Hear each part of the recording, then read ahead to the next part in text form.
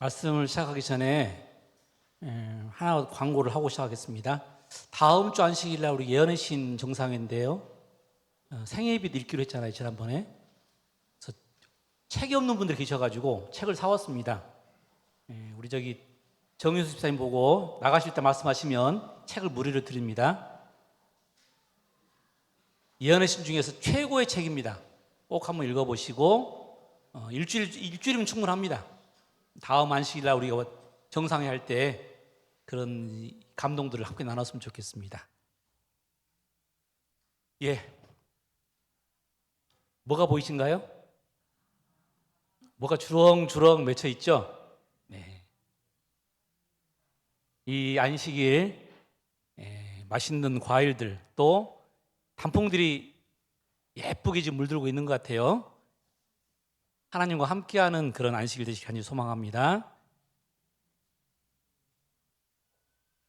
지난 안식일 저녁에 경기도 포천 6시간 걸리더라고요. 저희 형님 집에서 저희 가족들 부모님 추도 예배를 드렸습니다. 아버지 어머니 합쳐서 저희가 예배 드리는데 여러 대화 중에 저희 아버지 돌아가실 때 연세가 58세더라고요. 저희 어머니는 63세. 제 나이가 지금 58세거든요.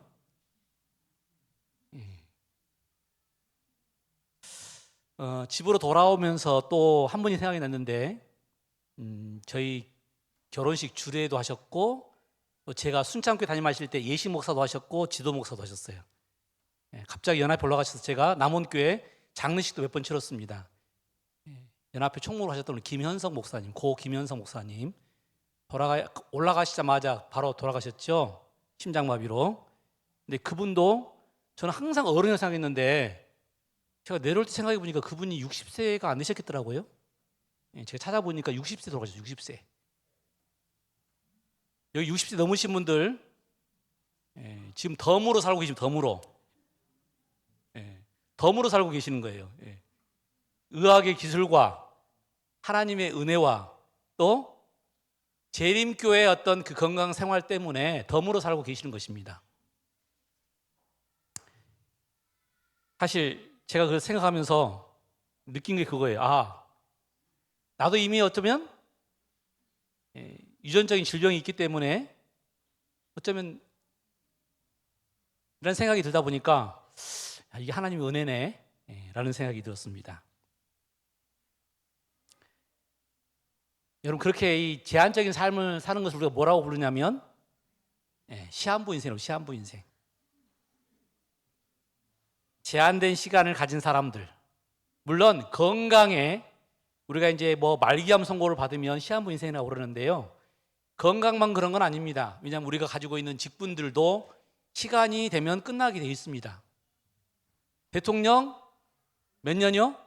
5년. 우리나라는 중임도 안 됩니다. 5년이면 끝입니다. 5년이 지나면 끝나는 거예요. 제한된 시간을 사는 것. 또 우리의 관계도 언제까지나 이게 계속되지는 않습니다. 우리가 사정으로 다른 곳에 이동하거나 아니면 우리가 갑자기 아프거나 그러면 우리의 관계도 뭐 할 수 있어요? 우리의 관계도 끝날 수 있어요. 우리에게 항상 뭐가 있어요? 끝이 있다는 것을 기억해야 합니다. 성경은 이렇게 말합니다. 천하의 범사가 기한이 있고 모든 목적이 이룰 때가 있나니.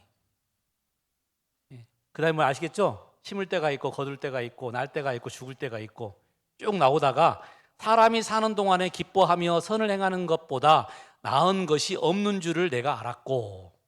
그러니까 살아있는 동안 뭐 하다는 얘기예요? 기뻐하고 선을 행하라. 하나님이 이같이 행하심은 사람으로 그 앞에서 경외하게 하려 하심인 줄을 내가 알았도다. 다시 말하면 그래서 우리가 제한적인 시한부적인 삶을 살고 있으므로 누구에게 영광을 돌리라고요? 하나님을 두려워하고 하나님께 영광을 돌리라. 여러분 죽음은 뭔가 마친다고 하는 것은 이건 절대적인 것입니다. 우리 마음대로 바꿀 수 있는 게 아니에요. 피하거나 거부할 수 없습니다. 그래서 사도 바울은 이렇게 말했습니다. 한 번 죽는 것은 사람에게 정하신 것이고 그 후에는 심판이 있으리니. 정해진 거예요. 절대로 바꿀 수 없는 겁니다. 한 번 죽는 것은 바꿀 수 없는 것입니다. 그런데 그 후에 뭐가 있다고요? 심판이 있다는 것입니다. 아무리 건강해도 우리가 정말 우리의 관계가 계속될 것처럼 보여도 우리의 직분이 영원할 것처럼 보여도 그런 착각을 할지라도 시간이 가면 반드시 뭐 하게 돼 있어요? 마치게 되어 있어요. 생명도 마치게 되어 있고. 여기 150년 사신 분 계실까요? 없습니다. 예. 그 다음에 우리의 어떤 직분이 영원히 계속되는 거 있던가요? 여러 가지 이유로 결국은 그치게 되어 있습니다. 부자도 가난한 사람도 죽는 것이고요. 아무리 직위가 높아도 아니면 하찮은 작은 직분도 결국은 시간이 되면 뭐 하게 되어 있어요? 마치게 되어 있습니다. 그래서 모세는 이런 시한부적인 인생의 허무함을 이렇게 고백했죠. 우리의 연수가 70이요 강건하면 80이라도 그 연수의 자랑은 수고와 슬픔뿐이요 신속히 가니 우리가 날아가나이다. 우리에게 우리 날 계수함을 가르치사 지혜의 마음을 얻게 하소서. 여러분, 우리가 아무리 열심히 살아도 결국 남는 건 뭐라고요? 수고하고 슬픔뿐이라는 것입니다. 그래서 오늘 시편 기자는 뭐라고 그랬어요? 그래서 우리가 지혜롭게 살아야 되는데 지혜롭게 사는 방법이 뭐예요? 우리의 날을 계산하는 것입니다. 얼마 남지 않았으므로. 여러분, 죽음은 끝이 아닙니다. 사도 바울이 말한 것처럼 죽음 후에는 뭐가 있다고요? 심판이 있습니다. 그 심판의 결과로 여러분, 우리가 두 가지 부활이 있다고 그러죠. 생명의 부활과 사망의 부활. 오늘 모세는 그래서 우리가 이 날을 잘 계산하고 잘 준비하는 것이 지혜다.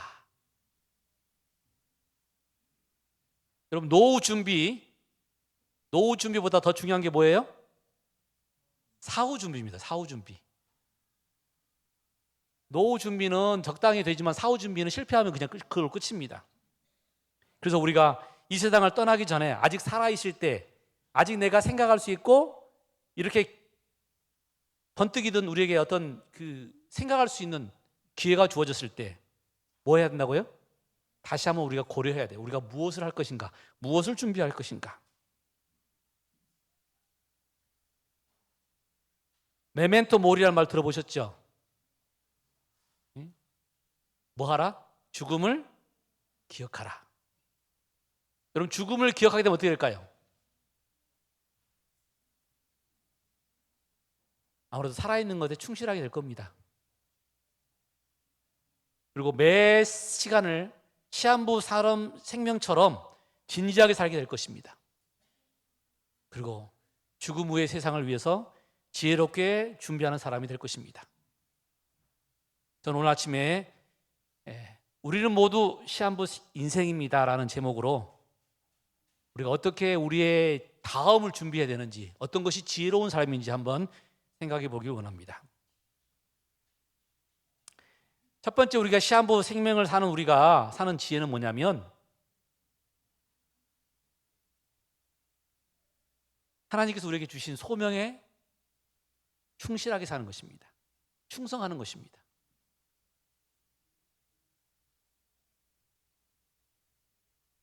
여러분 잘 아시는 사자성어죠? 호사유피, 인사유명. 호랑이는 뭘 남기고요? 가죽을 남기고, 사람은 이름을 남긴답니다. 그 사람들이 산에 올라가가지고 뭐예요? 자기 이름을 새기더라고요.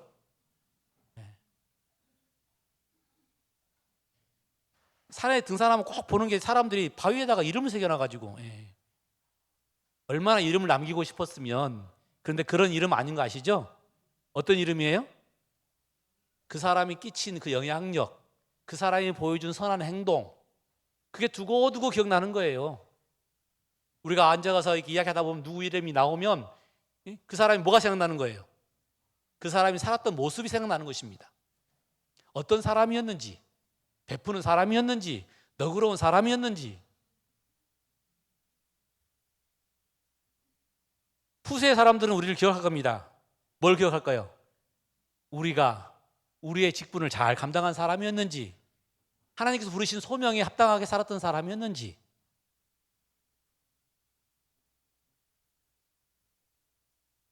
백범 김구 선생님이 쓰신 백범일지에 보면 그는 이렇게 그의 소원을 기록했습니다.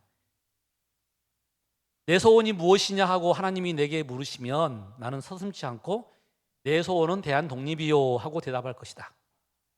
그 다음 소원은 무엇이냐 하면 나는 또 우리나라의 독립이요 할 것이요.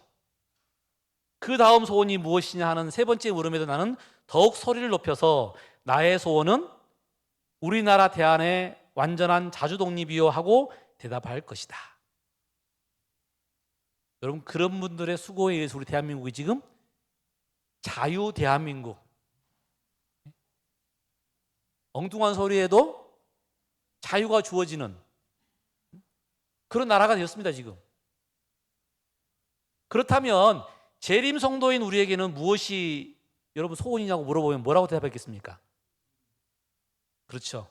땅끝까지 복음을 전파하는 것이 우리의 소원이라고 말해야 되지 않겠습니까? 여러분, 그렇게 말할 뿐만 아니라 그렇게 살아야겠죠. 우리가 지금 현재 재림교회 나온 이유는, 우리가 구원받은 이유는 뭐 하도록? 하나님께 우리에게 복음을 전파하도록 사명을 주신 것입니다. 소명을 주신 거예요.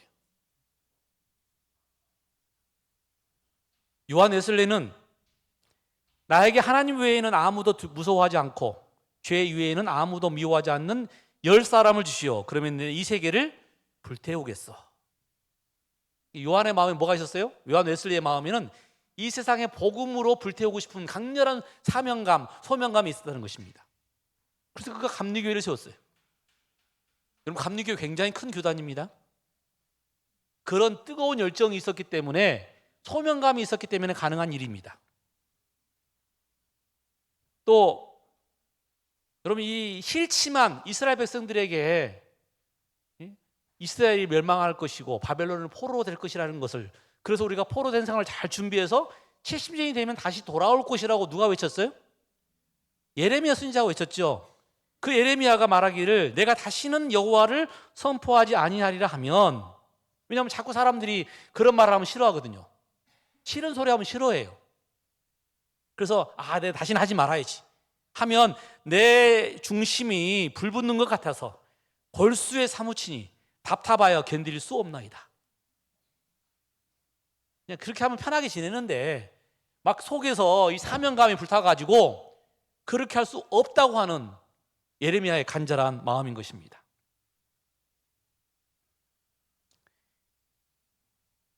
사도 바울은 이제 예배소를 떠나서 예루살렘으로 향해 가고 있었어요. 그런데 그 예루살렘을 가면 자기를 잡아다가 죽이려는 사람들이 기다리고 있는 곳입니다.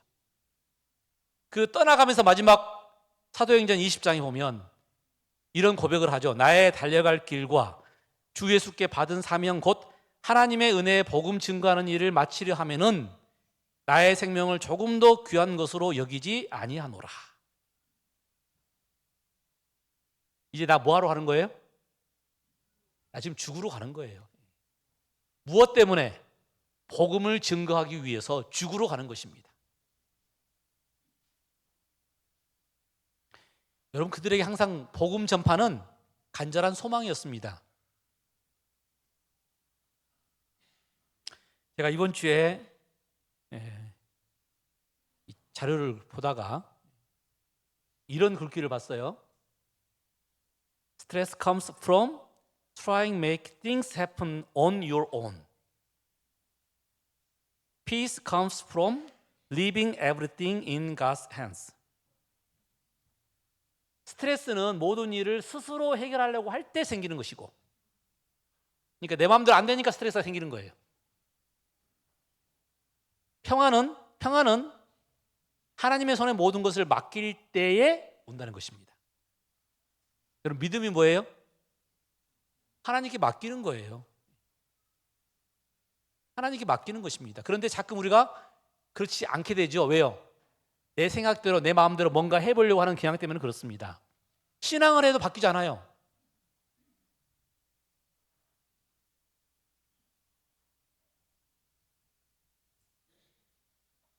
여러분, 우리에게 주어진 시간이 얼마나 될까요? 건강적으로 우리가 지금 뭐 건강하다고 생각하니까, 그런데 모르죠, 갑자기 어떤 상황이 생길지.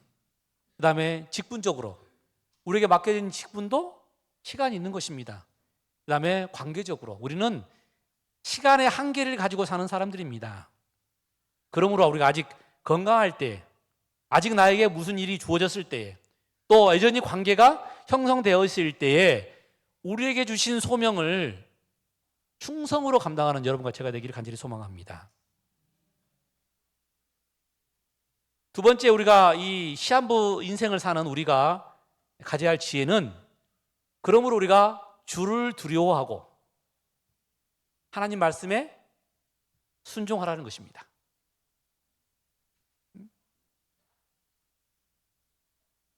여러분, 창세기 38장에 우리 잘 아는 이야기죠.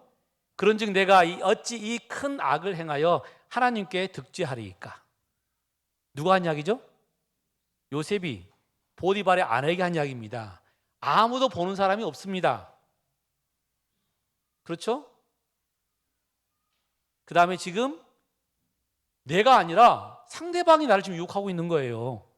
아무도 모르니 우리 조용히 뭐 하자? 즐기자. 그것이 또 그 당시에는 그냥 관용화된, 다 그렇고 그런. 그럼에도 불구하고 요셉은 뭐라고 그랬어요? 하나님이 나를 보고 계시는데 내가 어떻게 이 죄를 범할 수 있겠습니까? 여러분, 이 요셉의 신앙이 무슨 신앙이었냐면 코람데오의 신앙이었어요. 하나님 앞에 사는 신앙. 하나님이 함께 계신 것을 정말 느끼는 신앙. 그래서 거짓말을 할 수 없었어요.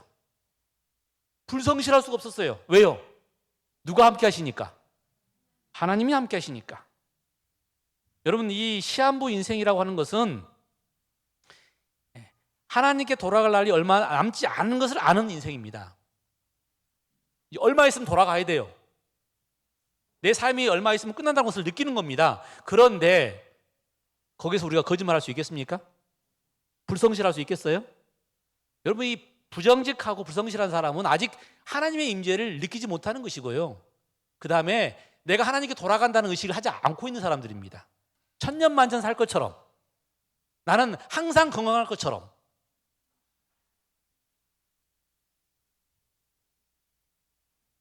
여러분, 하나님께서 우리와 함께 하신다는 사실을 정말 늘 느끼는 신앙이 되길 간절히 소망합니다.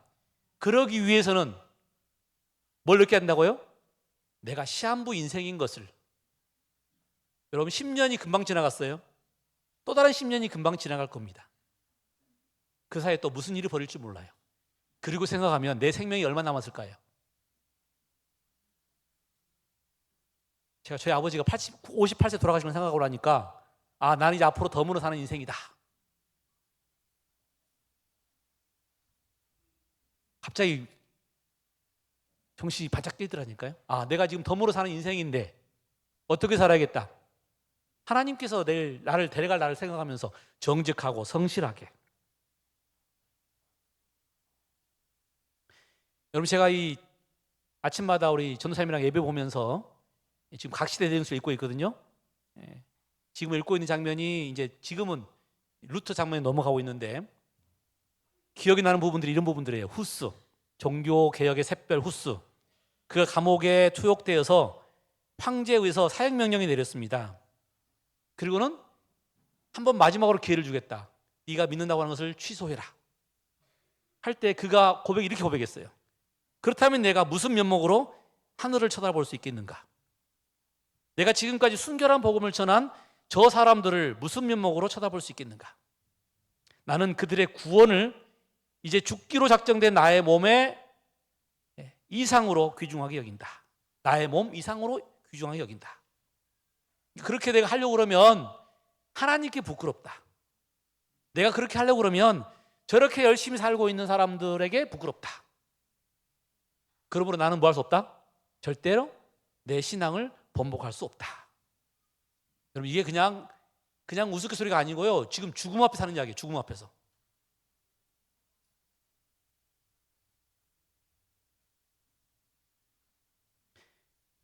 루터도 보름스 회의에 가서 정말 그를 정죄하려고 하고 죽이려고 하는 보름수 회에 가서 이렇게 말을 했습니다. 저는 저의 신앙을 법왕이나 의회에 굴복시킬 수 없다.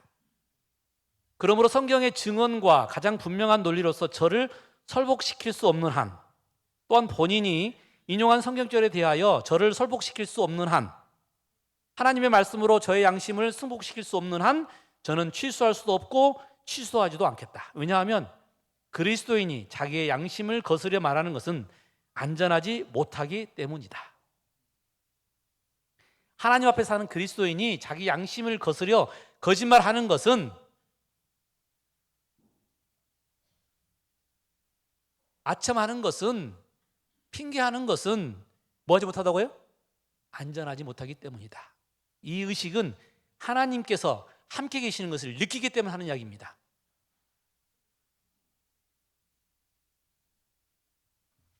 그는 하나님께 얼마나 신실한 종인 것을, 하나님을 얼마나 두려워하는 사람인 것을 우리에게 드러내고 있습니다. 제가 아침마다 지금 엘렌 G 화이트의 자서전을 읽고 있거든요. 참 감동입니다. 왜 감동이냐면 제가 미국의 동부를 가봤거든요. 굉장히 길이 멀어요. 차로도 막 열 몇 시간, 스무 몇 시간을 가야 되는 곳인데 엘렌 G 화이트 부인이 그 어려운 차도 없던 시절에 마차를 타고 곳곳을 다니면서 복음을 전했습니다. 그런데 건강도 안 좋았어요. 남편도 건강도 안 좋았어요. 심지어 어린 아이들을 맡겨놓고 막 몇 주씩 다녀왔어요. 몇 주씩. 가정을 생각하고 포기할 수도 있겠지만 그분들은 대실망 이후에 성경 진리를 통해서 재림교회를 만드신 분들이잖아요. 자기 재산을 바쳐가면서 자기 노동을 통해서 돈을 벌면, 그 일당을 벌면 그걸 가지고 뭐 했어요? 인쇄물을 출판할 수 있도록 화인 여사가 계시를 받으면 그것을 인쇄물로 이렇게 만들어 가지고 뿌리로 다니는, 물론 그것이 출판 사업의 시초가 되었습니다. 그것 때문에 교회가 모였고, 그것 때문에 교회가 조직이 됐고, 그것 때문에 재림교회가 탄생을 했습니다.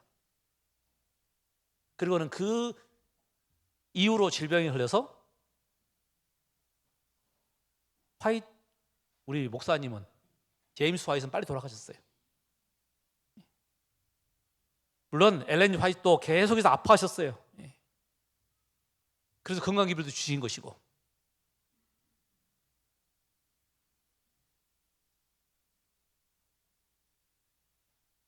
이게 지금 화이트 여사와 제임스 화이트의 이 묘비입니다. 묘비. 어떤 사람들은 우리 교단의 교주가 돼서 어마어마할 것처럼 보이는데 굉장히 초라한 묘비입니다.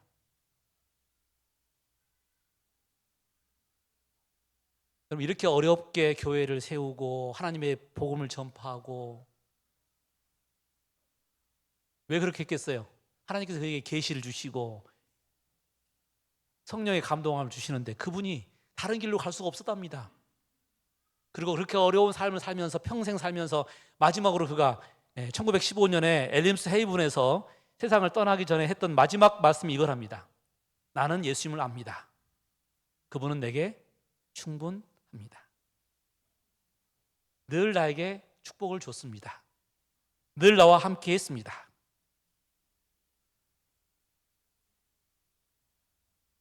마치 이것은 사도 바울이 했던 마지막 신앙 고백, 내가 믿는 자를 내가 알고 또 내가 의탁하는 것을 그날까지 그가 능히 지키실 줄을 확신합니다. 하나님을, 내가 믿는 하나님을 뭐 하는 거예요? 항상 모시고 산 것입니다. 내 모든 삶 가운데서 역사하셨고, 나에게 가르쳐 주셨고, 깨우쳐 주셨고, 나를 위로해 주셨고, 용기를 주셨고,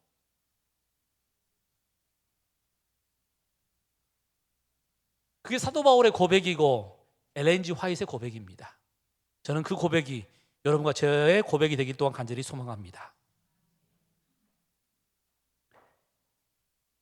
우리의 돌아보는 것은 보이는 것이 아니요 보이지 않는 것이니 보이는 것은 잠깐이요 보이지 않는 것은 영원함이니라. 여러분, 이런 사람들의 삶은요, 보이지 않는 영원한 것들을 추구하는 삶입니다. 눈에 보이는 것들이 아니라 눈에 보이지 않는 영원한 것들을 추구하는 삶. 이런 삶은 성령으로 거듭나야만 가능합니다. 이런 삶은 자신이 시한부 생명을 살고 있다는 것을 인정해야 가능합니다. 내가 영원히 사는 존재가 아니거든요. 그러니 너무 애착을 부릴 필요도 없어요.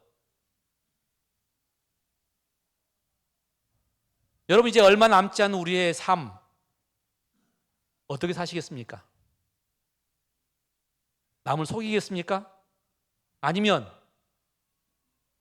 좀 게으르겠습니까? 이제 우리에게 얼마 남지 않은 사람인데 하나님께서는 우리 모든 것을 아십니다. 우리와 늘 함께 하십니다.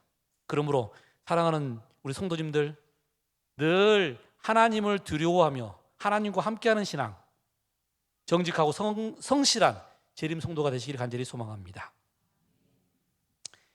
마지막 세 번째입니다. 시한부 인생을 사는 자의 지혜는 형제를 사랑하고 겸손히 살아가는 것입니다. 나중에 남는 건 뭐밖에 없어요? 우리 백장로님 웃으시네요. 예. 제가 희귀한 장면이라 지금 사진 찍었습니다. 작년 올 여름이죠. 예. 우리 장로님들의 겸손한 모습, 우리 모든 성도들이, 우리 모두가 이런 겸손한 삶을 살았으면 좋겠습니다. 뭐 하면서요? 형제를 사랑하면서. 베드로전서에 보면 마지막으로 말하노니 너희는 모두 같은 마음을 품고 서로 동정하며 형제를 사랑하며 불쌍히 여기며 겸손해져라. 이게 마지막을 사는 사람들의 마음이랍니다. 같은 마음을 품고 동정하고 형제를 사랑하고 불쌍히 여기고.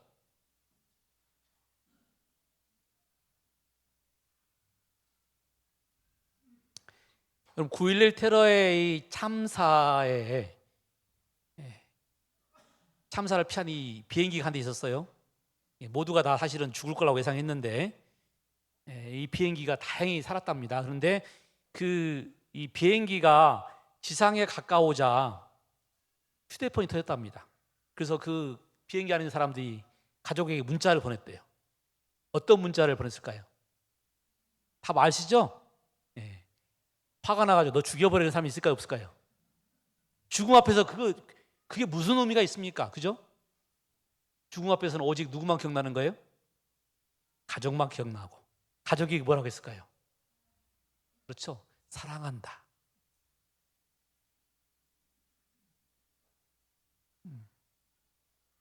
자료 찾기가 쉽지 않아서 제가 결국 찾아왔습니다. 실제로 이 남편이 브라이언이 줄리에게 보낸 이 문자입니다. 문자. 이걸 방송에서 했던 걸 제가 지금 나온 걸 찾아온 건데요. 뭐라고 돼 있다고? 빨간 동그라미. 나는 절대적으로 너를 사랑해. 나는 완전히 너를 사랑해.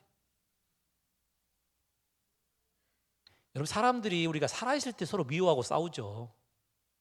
죽을 때가 가까우면 그럴 이유가 뭐가 있습니까? 그럴 필요도 없고 그럴 의미도 없고. 우리가 날마다 죽어가는 존재라는 사실을 생각한다면 생각이 바뀔걸요? 내가 영원히 산다고 생각하니까 미워하고 싫어하고 그러는 것이지. 여러분, 이 태어나는 건 순서가 있지만 들어가는 건 순서가 있어요, 없어요? 없어요. 어느 날 갑자기 말씀드렸잖아요. 지난번에 제가 금요일 저녁에 아는 후배가 방송을 자주 하는 목사거든요. 성시영 목사라고. 그런데 페이스북에 자기가 이제 병원 가서 진찰을 하겠다고 간암이라고 판정이 됐대요. 그래서 판정받고 또 치료하고 그럴 줄 알았는데 2주 후에 죽었다는 부고가 뜨더라니까. 부고가.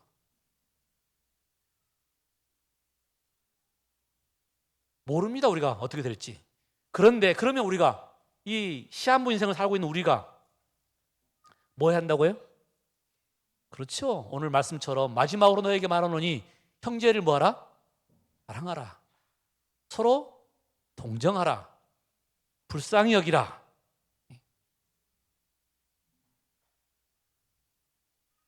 폼페이 화산에서 나온 유적 가운데 하나입니다.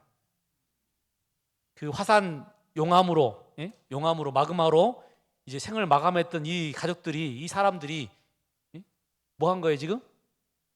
마지막 순간에 서로 치고받고 싸웠겠습니까? 아니죠. 사랑하는 가족과 또 부모와 자녀와 마지막까지라도 함께 하고 싶은 그런 마음이 이 유적 가운데 드러나지 않습니까? 여러분, 이 뇌종양으로 6개월 시한부 선고를 받은 사람들을 팔로우한 이야기를 제가 본 적이 있어요. 그런데 6개월을 이 시한부를 받았기 때문에 슬퍼야 되잖아요. 그죠? 그런데 그들의 마지막 고백은 항상 행복했다, 감사했다. 그 이야기를 읽어보니까 그렇더라고요. 일단 이제 시한부 선고를 받으니까 지금 막 하던 바쁜 일 다 멈췄답니다. 그 다음에 욕심 멈췄답니다. 왜냐하면 이제 뭐 6개월 후에 죽으니 뭐 더 이상 욕심 부려봐야 뭔 소용이냐 이거죠. 이제 마지막 시간을 가족들과 함께 보내기 위해서 여행을 가고 함께 정말 좋은 이야기를 나누고 그러다 보니까 6개월이 지난 후에 내 인생에서 뭐가 중요했고 누가 중요했고 무엇이 행복인지를 깨달았다는 것입니다. 그래서 마지막 그들이 하는 이야기가 뭐냐면 이제 즐겁게 간다. 진심으로 감사하다. 사람이 어디 앞에서 진솔해진다고요? 죽음 앞에서 진솔해진답니다.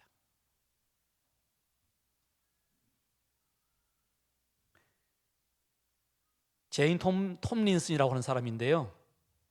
유방암 진단을 1990년에 받았어요. 26살 때.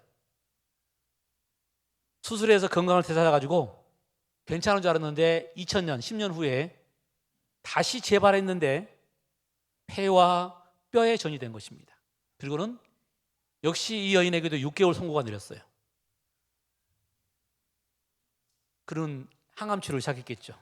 항암 치료를 시작하면서 그가 정말 돈도 많이 들고 어렵잖아요. 그래서 그 어려운 사람들을 위해서 내가 뭔가 해야겠다라고 생각하면서 암 기금 모금 운동을 한 것입니다. 어떻게 했냐면 마라톤을 하고 철인 3종을 하고 그리고는 자전거로 샌프란시스코부터 뉴욕까지 약 6,780km를 달려서 그것을 지원하고 후원하는 사람들이 모금을 보내는 것입니다. 후원금을 보내는 거예요. 그래서 약 27억 원을 모았답니다. 엘리자베스 2세 여왕도 그에게 이 훈장을 줬어요. 정말 위대한 일을 했다. 6개월 살겠다고 하던 이 사람이 2000년에 재발해서 2007년에 죽었더라고요. 행복하게 죽었더라고요. 왜요? 의미 있는 일을 남겨두고 사람들에게 은혜를 베풀고 그리고 교훈도 남기고.